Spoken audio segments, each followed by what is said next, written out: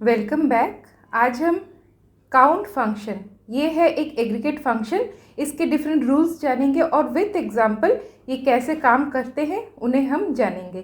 तो फर्स्ट यहाँ पर हमें याद रखना है कि काउंट फंक्शन इस तरह के एग्रीगेट फंक्शन, इसको हम समराइजिंग फंक्शन भी बोल सकते हैं। मतलब बहुत सारे रिकॉर्ड्स को वो चुन के उसमें से एक आपको रिजल्ट देता है, वो एक समरी की तरह होता है, एक सिंगल रिजल्ट आपको प्रोवाइड करता है। तो यहाँ पर मैंने एम्प्लॉयज़ डेटाबेस के अंदर एम्प्लॉयज़ टेबल को ओपन किया और यहाँ पे 12 रिकॉर्ड्स हैं फॉर सिंप्लिसिटी। अब काउंट फंक्शन को हम एक न्यूमरिक फील्ड के ऊपर मतलब प्रैक्टिस करेंगे। तो न्यूमरिक फील्ड यहाँ पे मैंने चुना है एम्प्लॉय नंबर। मतलब काउंट फंक्शन न्यूमरिक और नॉन न्यूमरिक दोनों तरह के फील्ड्स के ऊपर काम करते हैं। कैसे काम करते हैं वो हम यहाँ पर देखेंगे। तो पहले सिलेक्ट काउंट ईएमपी नंबर, ये फील्ड का नाम है। और यहाँ पर अब ध्यान रखने वाली चीज़ है, काउंट के बाद जो फर्स्ट पैरेंथेसिस है इन दोनों में स्पेस नहीं होना चाहिए, फिर यहाँ पर एरर आएगा। तो जैसे ही काउंट किया कितने टोटल एम्प्लॉयज़ है, यहाँ पर 12 है। और यहाँ पर लिखा था मैंने select count employ number as total number. As मतलब हम जान चुके हैं कि ये एक एलियास का काम करता है, हेडिंग को थोड़ा डिफरेंट वे से प्रेजेंट करता है। अब हमने न्यूमेरिक फील्ड के ऊपर देखा कि काउंट कैसे काम कर रहा है। अब हम नॉन न्यूमेरिक एक फील्ड है वो यहाँ पर हम देखेंगे। तो यहाँ पर नॉन न्यूमेरिक फील्ड क्या है, जेंडर। अब यहाँ पर दोनों सिलेक्ट स्टेटमेंट में मैंने थोड़ा सा चेंज किया है।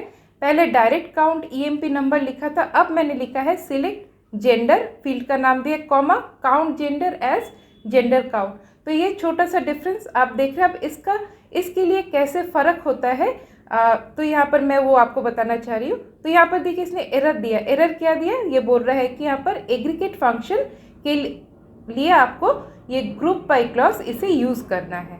तो चलिए मैंने यहाँ पे ग्रुप बाय जेंडर लिखा।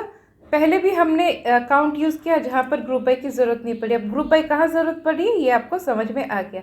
अब यहाँ पर देखिए 12 रिकॉर्ड्स थे, मेल 6 फीमेल 4। अब यहाँ पे नल में 0 डाल रहा है, मतलब काउंट नल जहाँ पे वैल्यूज है उसको उसने कंसिडर नहीं किया फॉर अ फील्ड।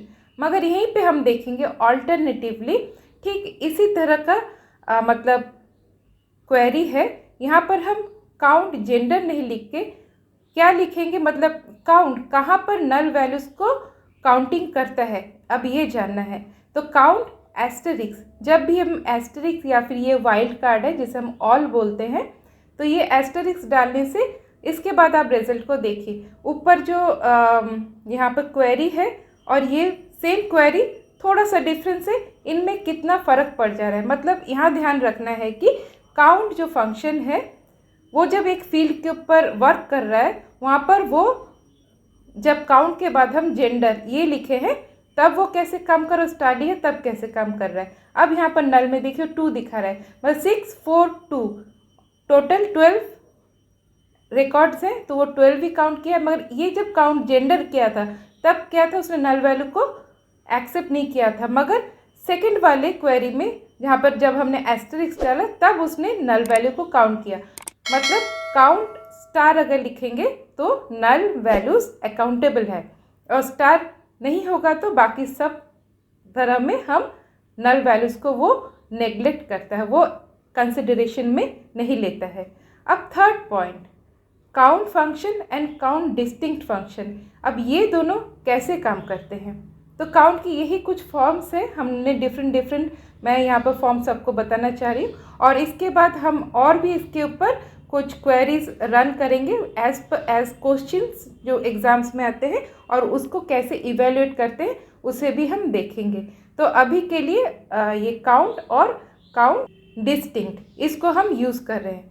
तो ऐसे क्वेरीज मैंने बहुत सारे डिफरेंट बहुत रूल्स होते हैं इनके, ये सारे मैंने अपलोड किए हैं, छोटे छोटे ट्यूटोरियल्स हैं, और उनका डिस्क्रिप्शन में मैं लिंक डाल दूंगी, आप वहाँ से चेक कर सकते हैं। इवन मैं यहाँ पर कुछ प्रैक्टिस क्वेश्चंस भी डालती हूँ, तो आप मेरे चैनल को अब सब्सक्राइब कर सकते हैं, इन क्वेश्चंस को आप तक पहुँच जाए इसीलिए।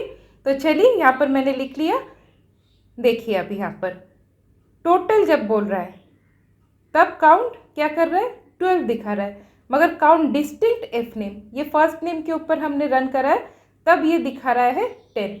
तो इन दोनों में आप डिफरेंस देख रहे हैं। डिस्टिंक्ट मतलब जो यूनिक वैल्यूज़ चुन के वो दिखा रहा है, मतलब जो डुप्लीकेट हुआ है, अगर 4 बार डुप्लीकेट हुआ है तो उसको एक बार दिखाएगा, अगर 2 बार डुप्लीकेट हुआ है तो उसे भी एक बार दिखाएगा। मतलब यूनिक जो वैल्यूज़ निकल के आ रहे हैं, जो नॉन डुप्लीकेट है उनको तो दिखा रहा है, जो डुप्लीकेट है उनमें से एक को चुन के दिखा रहा है। तो ये क्लियर है काउंट एंड काउंट डिस्टिंक्ट।